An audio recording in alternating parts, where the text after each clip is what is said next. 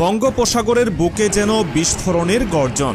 আকাশ কাঁপিয়ে ছুটে গেল মিসাইল, আর মুহূর্তেই বিশাল বিস্ফোরণে কেঁপে উঠল চারদিক।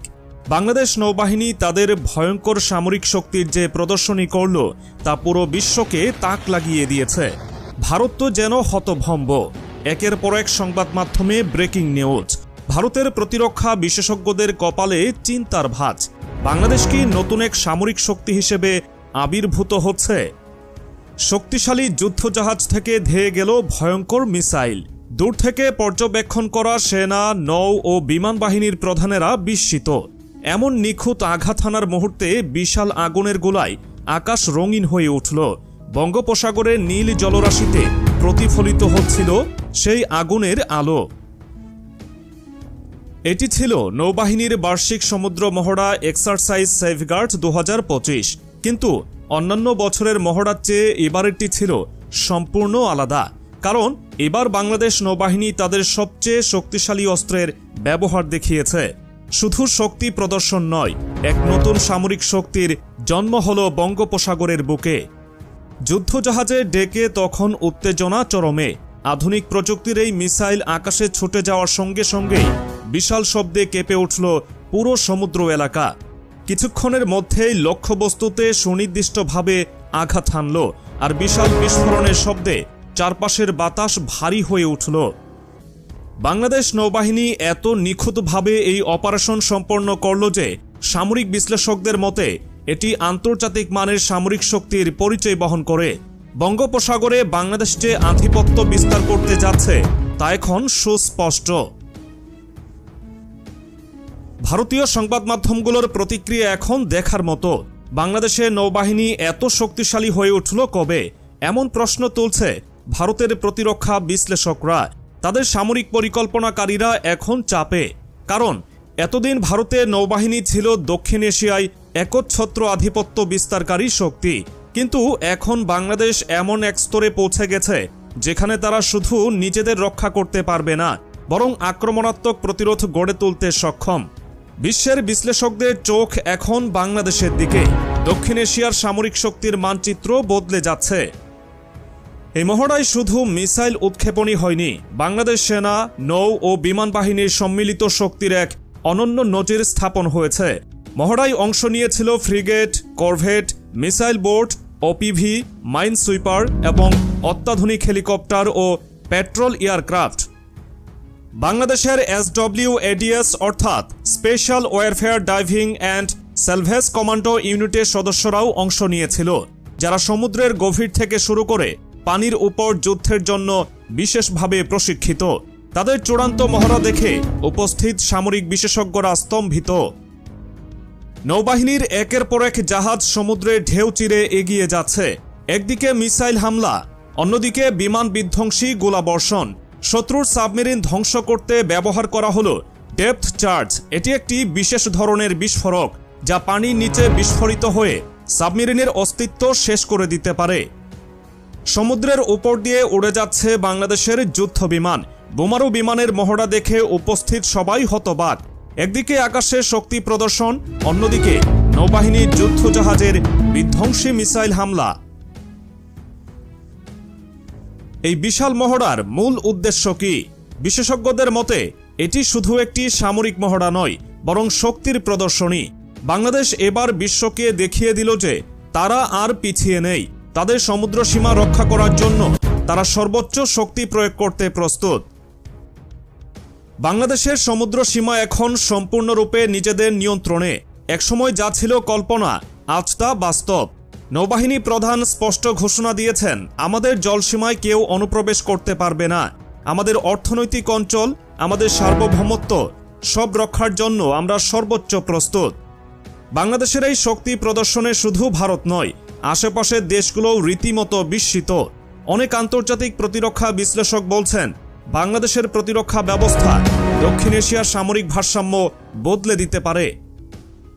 বিশ্বের চোখ এখন বাংলাদেশের দিকে। আগামীতে কি হবে? বাংলাদেশের সামরিক শক্তির এই উত্থান ভারত ও অন্যান্য দেশের জন্য কি বার্তা বহন করে?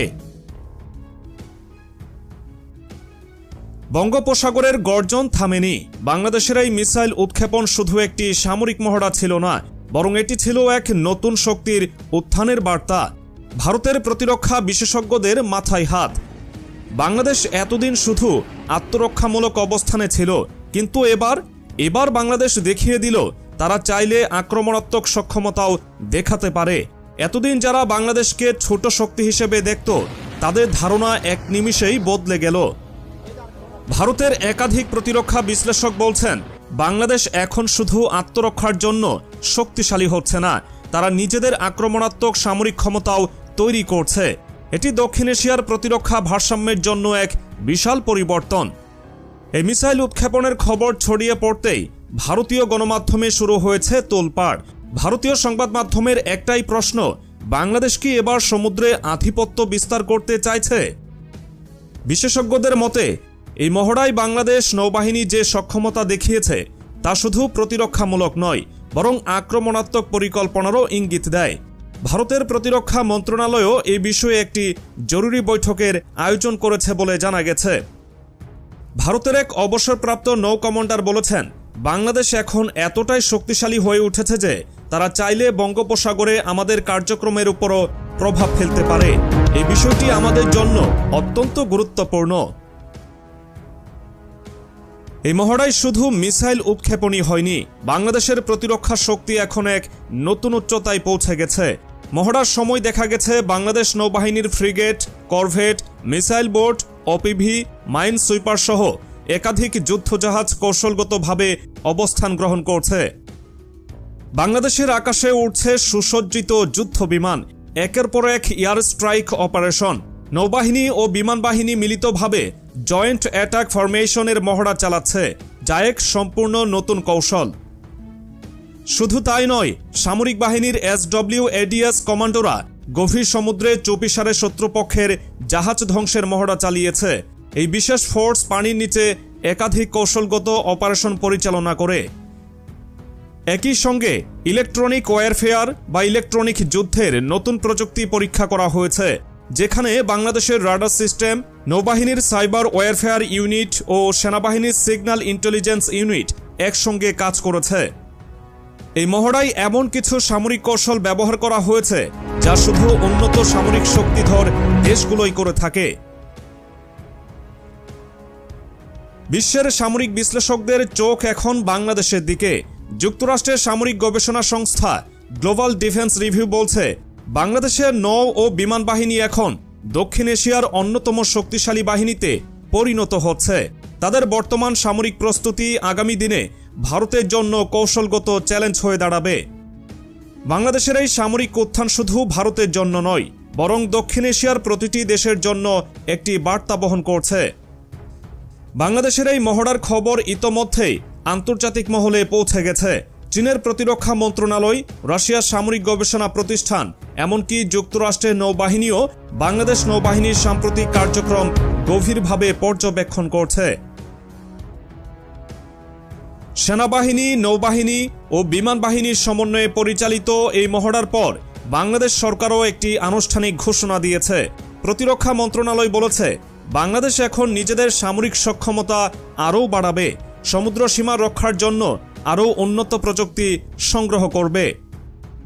এই ঘোষণার পরই আন্তর্জাতিক প্রতিরক্ষা মহলে আলোচনা শুরু হয়েছে, বাংলাদেশ কি আগামীতে আরও শক্তিশালী সমুদ্র প্রতিরক্ষা ব্যবস্থা গড়ে তুলতে যাচ্ছে। বিশ্লেষকরা বলছেন, বাংলাদেশ যদি এই গতিতে সামরিক আধুনিকায়ন চালিয়ে যায়, তাহলে আগামী 5 থেকে 10 বছরের মধ্যে তারা দক্ষিণ এশিয়ার অন্যতম সামরিক শক্তিতে পরিণত হবে। বাংলাদেশের এই সামরিক উত্থান কেবল প্রতিরক্ষা ব্যবস্থার উন্নতি নয়, বরং এটি এক আত্মবিশ্বাসের প্রতীক।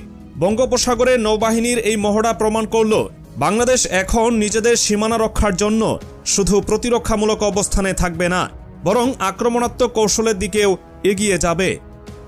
ভারতের প্রতিরক্ষা বিশ্লেষকরা বলছেন, এই অঞ্চলের সামরিক শক্তির ভারসাম্য পুরোপুরি বদলে যেতে পারে।